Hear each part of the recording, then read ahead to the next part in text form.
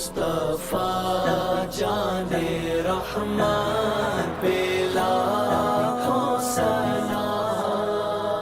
السلام علیکم ورحمۃ اللہ وبرکاتہ۔ ادارہ تحقیقات امام احمد رضا یوٹیوب چینل سے مجید القادری آپ کے سامنے حاضر خدمت ہے۔ ناظرین کرام، ایک پروگرام ہم نے پچھلے دنوں شروع کیا ہوا ہے، ہم 3 ایپیسوڈ کر چکے ہیں، اور پروگرام یہ ہے کہ مشائخ قادریہ برکاتیہ رضویہ اعلی حضرت امام احمد رضا رحمۃ اللہ علیہ کے جو شجرے کے اندر بزرگان دین ہیں، ان کو ہم مشائخ قادریہ برکاتیہ رضویہ کہہ رہے ہیں، اور ان کے جتنے بھی اس شجرے کے اندر بزرگان دین ہیں، ان کے یوم وصال کے موقع کے اوپر ہم یہ پروگرام جو ہے آپ کو سامنے پیش کرتے ہیں، تاکہ ان کی یاد بھی تازہ ہو جائے اور ہمارے ذہنوں میں یہ بات قائم رہ جائے کہ کب کس بزرگ کا ہمارے شجرے میں وصال ہوا ہے۔ تو آج ہم 2 پروگرام آپ کے سامنے 2 شخصیات کا پیش کریں گے۔ ایک تو ہیں حضرت سید موسیٰ بغدادی رضی اللہ تعالیٰ عنہ، جن کا یوم وصال 13 رجب کو ہوا ہے، اور دوسرے ہیں حضرت امام جعفر صادق رضی اللہ تعالیٰ عنہ، جن کا وصال 15 رجب کو ہوا ہے۔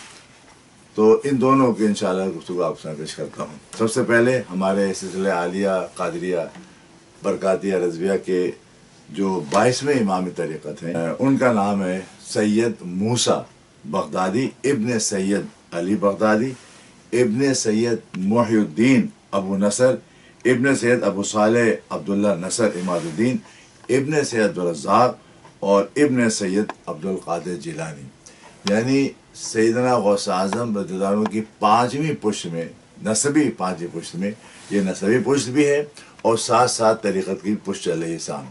تو یہ 5ویں پشت کے اندر آتے ہیں حضرت سید موسیٰ بغدادی رضی اللہ تعالیٰ عنہ۔ آپ نے اپنے والد ماجد ابن سید علی بغدادی سے تعلیم حاصل کی تھی، تصوف کی بھی اور دیگر تمام تعلیمات، اور اپنے والد ہی صاحب سے آپ کو خلافت اجازت بھی تھی اور آپ نے سلسلہ شروع کیا، اور بغداد ہی میں رہتے ہوئے آپ نے تمام تعلیم حاصل کی تھی، اور بغداد ہی میں آپ رہے اور وہیں پر آپ کا وصال ہوا، اور آپ کا جو مبارک ہے سیدنا غوث اعظم کے ہی ایک بہت بڑا احاطہ ہے نواز شریف کا، اسی احاطے میں آرام فرما رہے ہیں۔ آپ اپنے جیسے میں بتایا کہ قادریہ کہ آپ 22ویں ہمارے شیخ طریقت ہیں، آپ کا وصال جو ہے وہ 13 رجب کو ہوا تھا 763 ہجری میں، اور بغدادی میں آپ کی تدفین ہوئی ہے، اور آپ کے جو صاحبزادے تھے اور وہی آپ کے خلیفہ جانشین ہوئے، اور وہ ہیں سید حسن قادری بغدادی رحمۃ اللہ علیہ۔ تو پھر یہ سلسلہ اس طریقے سے مسلسل چلتا ہے، اور سلسلہ قادریہ جو ہے نسباً بھی یہاں پر ہے، نسب کے لحاظ سے بھی وہی ہیں، اور ساتھ ہی 5ویں پشت ہے، اور طریقت کے اندر بھی وہ اس لحاظ سے اپنی اس 5ویں پشت کے اندر ہیں، تو اس سلسلہ چل رہا ہے۔ اعلیٰ حضرت رحمۃ اللہ علیہ کا آپ کو میں نے بتایا، انہیں شجر شریف 1 2 نہیں ہے، 8 شجر شریف ہیں۔ ایک شجرہ ان کا ہے عربی کے اندر جو جس میں درودیہ صیغے کے ساتھ، یعنی نبی صلی اللہ علیہ وسلم پر درود کے بعد اس شیخ پر درود بھی ساتھ میں بھیج رہے ہیں۔ جس طریقے سے انہیں تمام بزرگوں کو شجرے میں ہیں، ان سب پر آپ نے نبی صلی اللہ علیہ وسلم کے ساتھ ان کے بعد ان پر درود بھیجا ہے۔ یہاں درود بھیجتے فرماتے ہیں اللہم صلی وسلم بارک علیہ وعلیہم وعلی المولا سید موسیٰ رضی اللہ تعالی عنہ۔ پھر اعلیٰ حضرت اردو شجرہ بھی ہے ان کا، فارسی شجرہ بھی ہے، تو اردو شجرے میں وہ 5 شیوخ کے ساتھ یہاں پہ لے کر آ رہے ہیں، تو اور انہوں نے یہ ہے طور عرفان و علو و حمد و حسن و بہا دے علی موسیٰ حسن احمد بہا کے واسطے۔ تو اس کے اندر علی موسیٰ حسن احمد اور بہا یہ 5 بزرگ ہیں جن کا ذکر آیا ہے، جس میں میں نے آپ کے سامنے حضرت موسیٰ کا ذکر کیا ہے، اور پھر ایک فارسی شعر کے اندر ہر ایک علیحدہ بیان فرماتے ہیں سید موسیٰ کلیم طور عرفان المدد، سید موسیٰ کلیم طور عرفان المدد، اے حسن اے تاجدار مجتبی امداد کن۔ تو یہ ہمارے سلسلے کے 22 طریقت ہیں۔ ان کی حالات بہت زیادہ کتابوں میں تحریر میں نہیں آ سکے، جس کی وجہ سے میں بھی آپ کو بہت زیادہ ان کے حالات سے آگاہی نہیں دے سکا، لیکن بعد تسلسل کے ساتھ شجرے کے اندر کیونکہ تسلسل قائم ہے اور آپ ہمارے شیخ طریقت ہیں، اس لیے میں نے آپ کے سامنے ان کا ذکر کیا۔ اللہ تعالیٰ نے فیض و برکات سے ہم سے مالا مال فرمائے۔ اور آج ہی جو دوسرے شیخ کا ذکر کر رہا ہوں، اور وہ ہے ہمارے شجرے کے 6 امام طریقت، شجرے کے چھٹے ہیں اور حضرت علی رضی اللہ تعالیٰ کے یہ 5 پشت ہیں، یعنی سیدنا امام جعفر صادق رضی اللہ تعالیٰ عنہ ابن سید محمد باقر رضی اللہ تعالیٰ عنہ، ابن سید امام زین العابدین، ابن سید امام حسین رضی اللہ تعالیٰ عنہ اور ابن سید علی رضی اللہ تعالیٰ عنہ۔ تو یہاں یہ مولا علی کی 5ویں پشت میں ہے آپ، اور آپ کا نام جو ہے وہ جعفر صادق ہے رضی اللہ تعالیٰ عنہ۔ آپ ربیع اول کے اندر 80 ہجری میں پیدا ہوئے تھے، اور 15 رجب کو آپ کا یوم وصال ہے 148 ہجری میں۔ آپ کم و بیش ہم عمر ہیں امام حنیفہ کے۔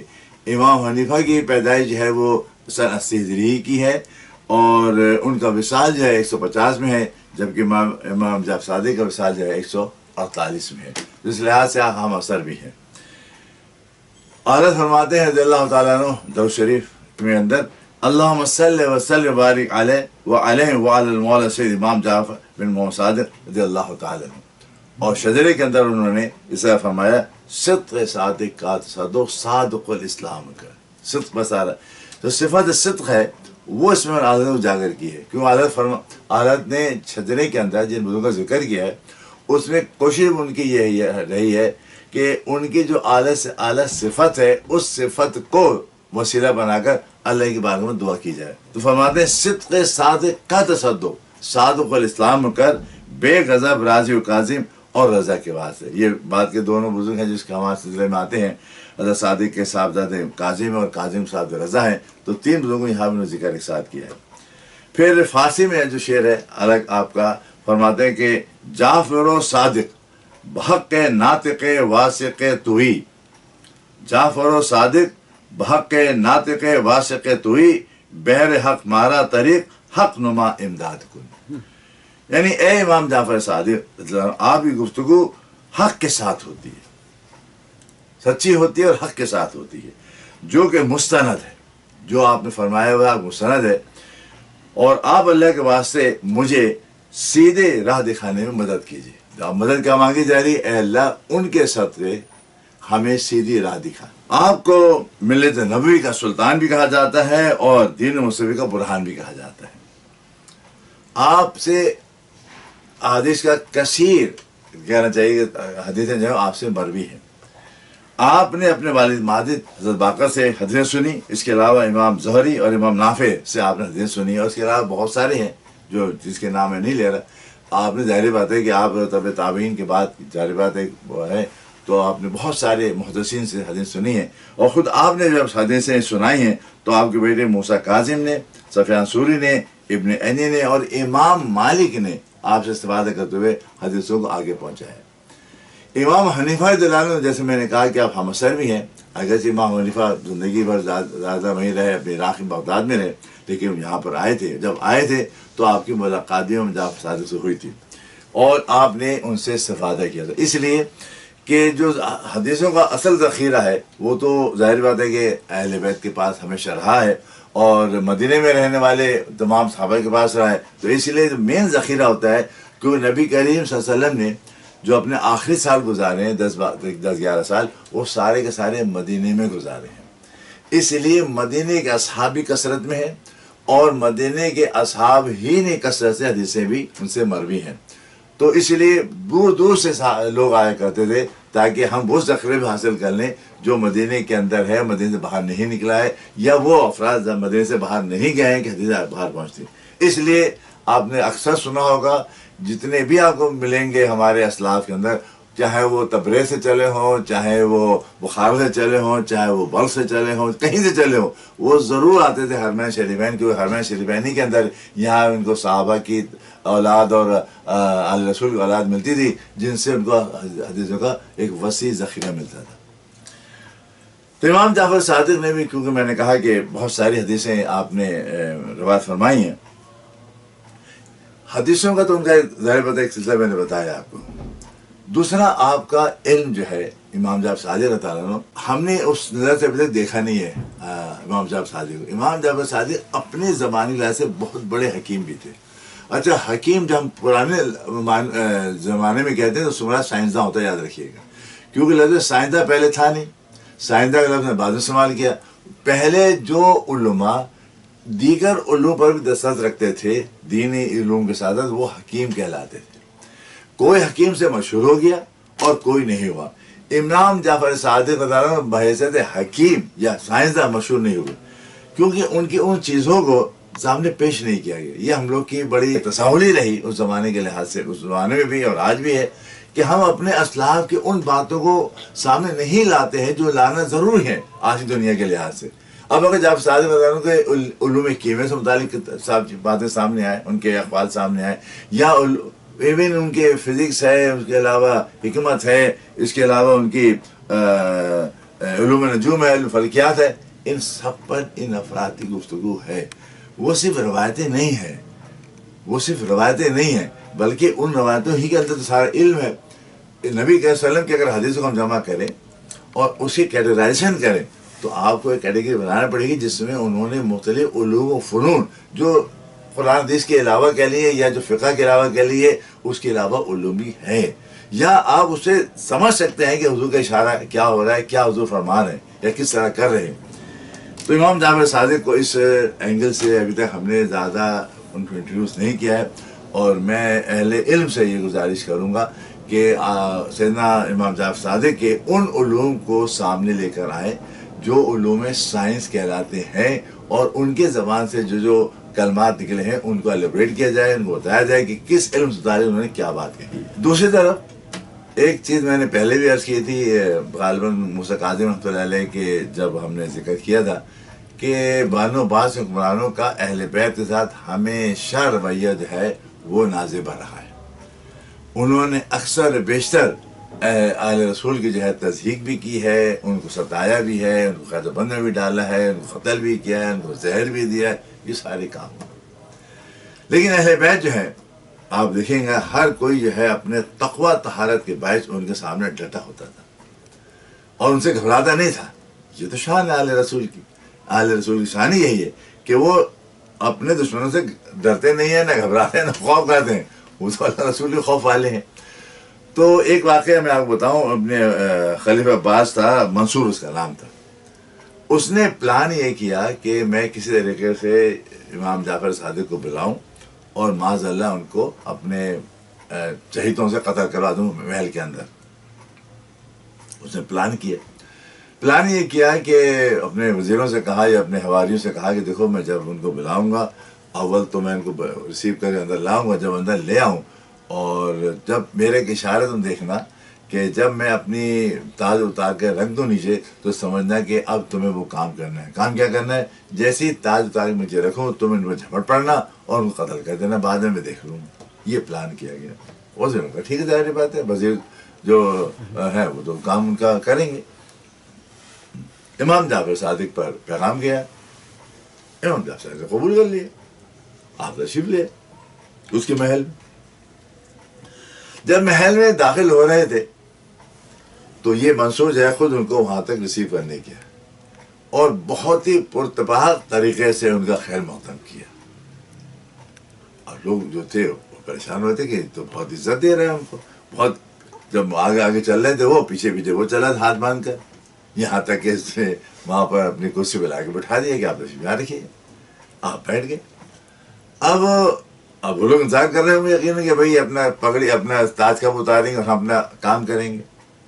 آپ بیٹھ گئے اور یہ منصور قدموں میں بیٹھ گیا ان کے اور عاجزی کے ساتھ کہہ رہا ہے، حضرت یہ بتائیے کہ اور کوئی حکم ہے، اور کوئی آپ کو بات ہے جو مجھ سے، یا کچھ آپ کو اور آپ کی کوئی فرمائش ہے یا آپ کے کچھ اور چاہت ہے کہ کوئی عرض ہو تو مجھے بتائیے۔ فرمایا میری کی عرض ہے، میری عرض ہے تو پوری کر دو۔ پوری کروں گا۔ کہاں مجھے دوبارہ نہیں بلانا۔ کیوں نہیں بلانا؟ کہ تم نے بلایا ہے یہاں پر اور میری عبادت میں خلل پڑا ہے۔ اگر تم نہیں بلاتے، میں اللہ کی حضور عبادت کر رہا تھا، کرتا رہتا، تو لہذا تو مجھے دوبارہ نہیں بلانا۔ اسے ٹھیک ہے، میں آئندہ آپ کو کبھی تکلیف نہیں دوں گا۔ اس کے بعد اس نے اعزاز کے ساتھ ان کو رخصت کرنے چلا گیا اور بھاگ رخصت کر کے آ گیا۔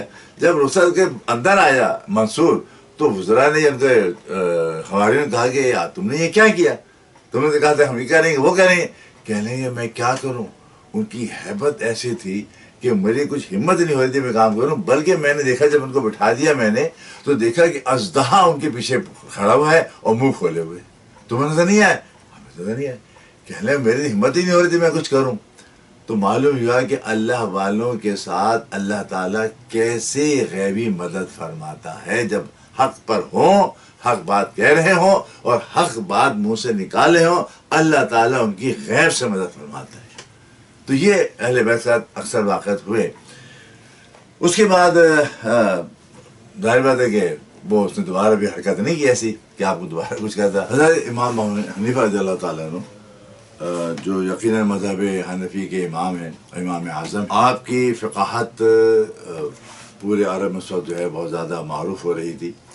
آپ اپنے وصال سے کچھ عرصے پہلے غالباً حضرت کے جب صادق کے وصال 2-3 سال پہلے آپ تشریف لائے مدینہ پاک اور حاضری رسول کے بعد پھر آپ سے ملاقات کی. تو امام جعفر صادق کو پتہ چلا کہ بھائی ایک ابو حنیفہ آئے ہیں اور ان کا طریقہ یہ کہ وہ قیاس بہت کرتے ہیں، قیاس و ساری کام کرتے ہیں. ذرا ان کو بلاؤ، ان سے بات چیت کی جائے گی. آپ تشریف لے گئے. آپ تشریف لے گئے. مکالمہ بہت طویل ہے کہ میں آخری کے 3 جملے اس کے اندر ایڈ کر رہا ہوں. آپ باقی کتابوں پڑھ سکتے ہیں، ان کا مکالمہ کئی جگہ محفوظ ہے. جب آپ پہنچے سلام دعا کے بعد فرمایا، ابو حنیفہ سے آپ نے فرمایا کہ اے ابو حنیفہ عقل مند کون ہے؟ آپ نے جواب دیا جو خیر و شر میں تمیز کر سکے. فرمایا اچھا یہ تمیز تو امام جعفر فرما رہے ہیں کہ یہ تمیز تو چوپائی میں بھی ہوتی ہے، یعنی جانوروں میں بھی ہوتی ہے کہ بھئی اچھا ہے یا برا ہے. وہ سمجھتے ہیں، وہ چھوڑ دیتے ہیں، کھاتے نہیں ہیں وہ. اب آپ کے نزدیک عقل کون ہے جبکہ چوپائی میں بھی یہ چیز موجود ہے؟ فرمایا جو 2 خیر اور 2 شر کے اندر تمیز کر سکے.